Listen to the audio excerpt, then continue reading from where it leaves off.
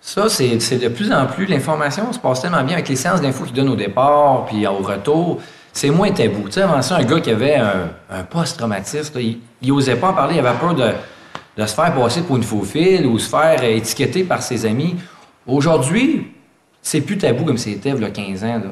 Fait que le monde, ils sont beaucoup plus ouverts à ça. Fait qu'ils vont beaucoup plus chercher de l'aide, puis ils savent bien plus qui sont appuyés par la chaîne de commande. Surtout les jeunes là, de 5 ans et moins. Depuis le centre de recrutement, on leur explique l'intégrité puis toutes les choses et les valeurs du militaire qui ont de l'aide. Je dirais que c'est plus des adjudants montants qui ont plusieurs années qu'eux autres qui ont l'ancienne mentalité encore.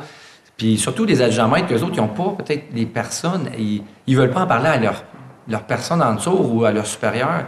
Puis les majors en montant, c'est plus des gens-là, des fois, qui ont plus de difficultés à aller en parler, à aller chercher de l'aide. Quand on vient ici, on se rend compte, bien, il y a d'autres mondes autour de moi. Ah, hey, elle aussi, son conjoint s'en va, bien, je me fais des appuis.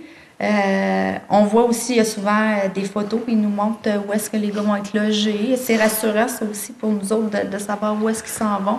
La vidéo présentation. Avant le déploiement de l'été, ils ont commencé à envoyer directement à la maison l'information. Alors, ils ont envoyé une grosse enveloppe avec toute l'information de ce qui était disponible au centre de la famille, ce qui serait disponible au groupe de soutien au déploiement, qu'il y aurait des séances d'information. Tout ça, ils ont envoyé ça à partir de février. Ils ont commencé à contacter les familles.